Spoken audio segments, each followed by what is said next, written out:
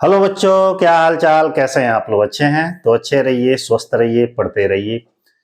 एक बार फिर बीपीएससी ने आपके लिए बड़ा शानदार मौका दिया है ताकि आप शिक्षक बन सके। हम आज इस टॉपिक पे बात करने वाले हैं कि एक बार फिर सुनहरा अवसर ये उनके लिए है जो एक शिक्षक बनना चाहते हैं, अर्थात वो भी बिहार में।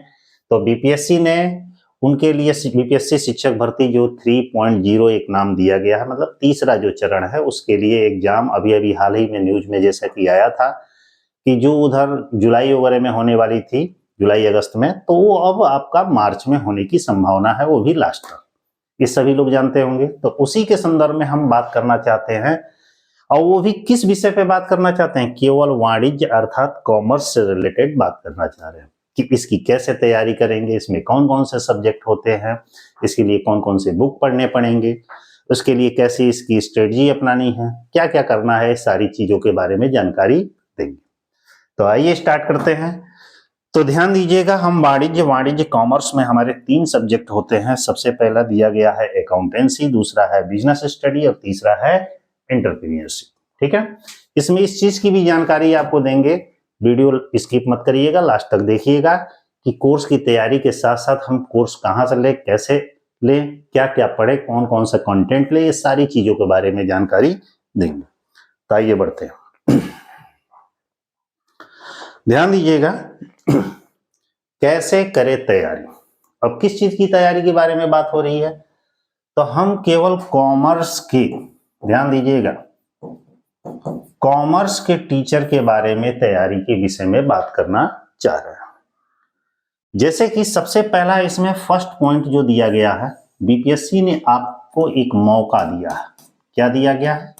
मौका दिया। मौका का मतलब है एक सुनहरा अवसर दिया है, क्योंकि जो तीसरा चरण है, बहुत सारे बच्चे ऐसे होंगे जो पहले चरण में सिलेक्ट हो गए, कुछ बच गए होंगे तो वो दूसरे चरण में सिलेक्ट हो गए, कुछ ऐसे भी होंगे जो नहीं सिलेक्ट हो पाए होंगे, वो अब तीसरा चरण उनके लिए एक मौका है। और यहाँ तक कि जो नए बच्चे हैं, माने नए स्टूडेंट हैं, नए पार्टिसिपेट जो करने वाले हैं इसमें, उनके लिए भी एक शानदार अवसर है।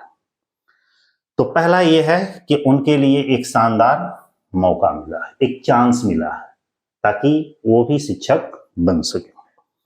दूसरी चीज हम बात करेंगे कि जो हमारा ये कॉमर्स सब्जेक्ट है, जो हमारा कॉमर्स सब्जेक्ट है, इस कॉमर्स में ध्यान दीजिएगा, कॉमर्स में अभी मैंने जैसे कि बताया कि इसमें अकाउंट है, बीएसटी है, बिजनेस स्टडी और एंटरप्रेन्योरशिप है, ईपीएस है। ये 3 सब्जेक्ट आते हैं।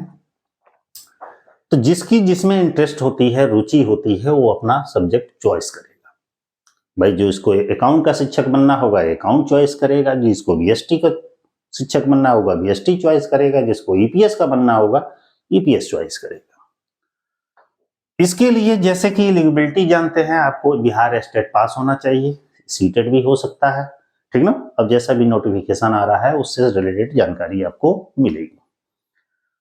लेकिन सबसे ज्यादा जरूरी है कि हम इस टॉपिक पे बात करना चाह रहे हैं कि कैसे करें तैयार, किसकी? बीपीएससी शिक्षक। ये सबसे इंपॉर्टेंट पॉइंट है, ध्यान दीजिएगा। चूंकि आपका जो भी सिलेबस है आपका इंटर लेवल का है, इंटर लेवल का है। इंटर लेवल का मतलब ये हुआ आपका टोटल 11th और प्लस 12th, इससे ज्यादा का सिलेबस इसमें नहीं। जो आपके एग्जाम में पूछे जा रहे हैं मोस्टली जो क्वेश्चंस होंगे, चाहे वो तीनों में से किसी भी सब्जेक्ट के हो, वो 11th और 12th से ज्यादा फोकस किए जा रहे हैं। और वो कैसे? 11-12 से मान के चलिए 75% प्लस।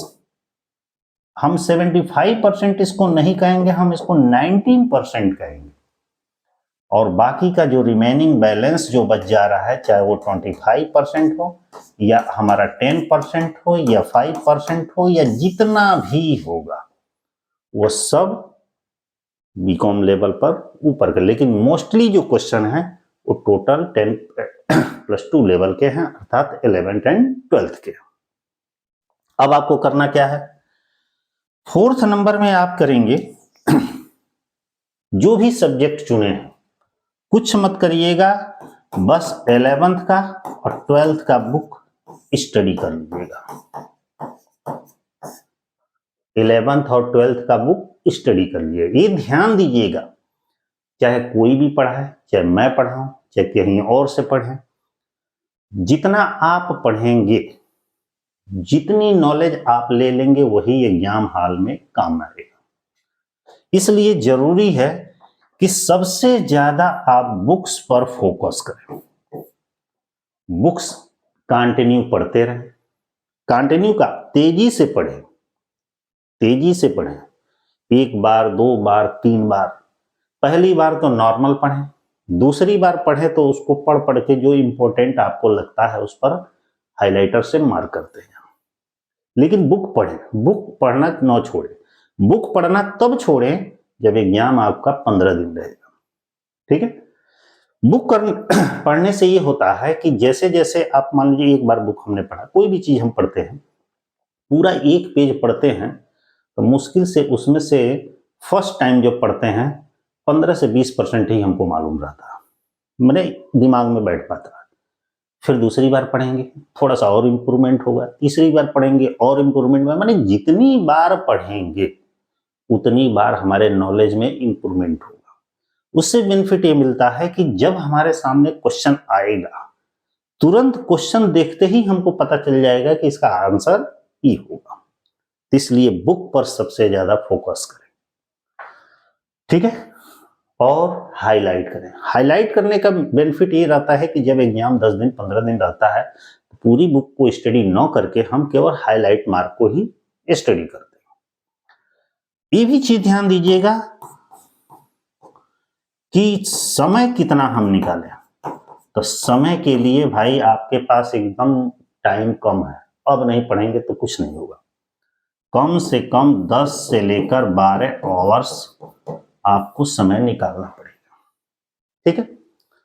तो इतना समय आपको देना पड़ेगा। इसके बाद यदि आप बुक पर इतना फोकस करते हैं तो उसके बाद उससे रिलेटेड जो भी प्रैक्टिस सेट है, गाइड है, जो भी चीजें हैं वो भी साइड में पढ़िए। बुक में भी ध्यान दीजिएगा कि सपोज करिए कि आपने हम टारगेट बनाया कि 6 आवर्स हमारा बुक पर स्टडी करेंगे।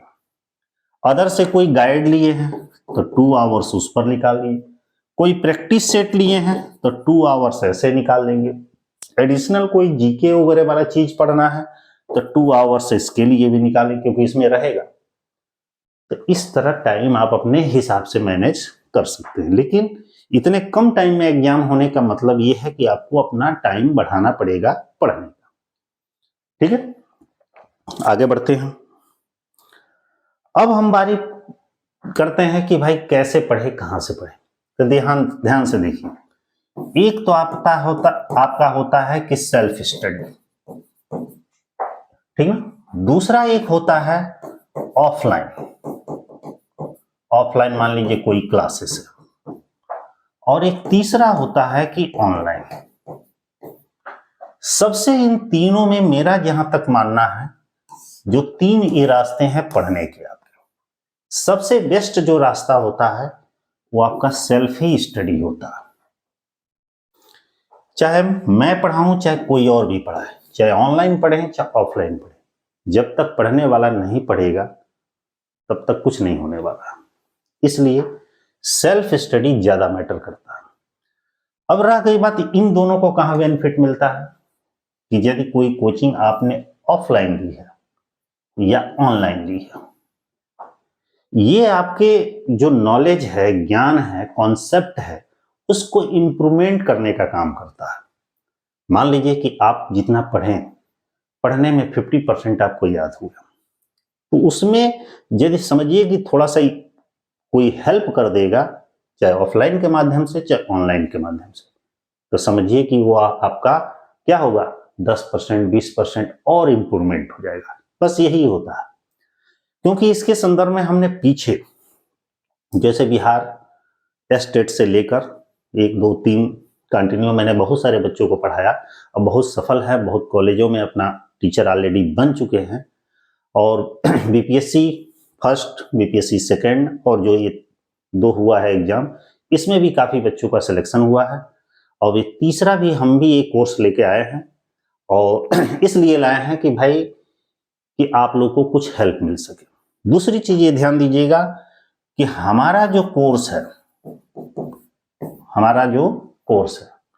बहुत ज़्यादा कॉस्टली नहीं होता है, बहुत नॉर्मल कोर्स होता है, बहुत लो कॉस्ट का कोर्स होता है, ठीक है, जिसमें आपके 11th ध्यान दीजिएगा 11th और 12th के कंप्लीट कोर्स कराए जाएंगे, चाहे वो आपका अकाउंटेंसी हो, ईपीएस हो, बीएसटी हो, कुछ भी हो, मतलब यही तीन।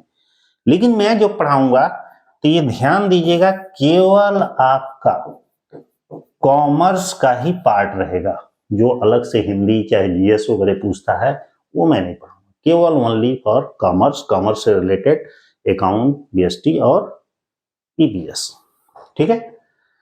तो ये हमारा बैच जो है स्टार्ट होने वाला है, लगभग हमको जहां तक लगा है 7 फरवरी से।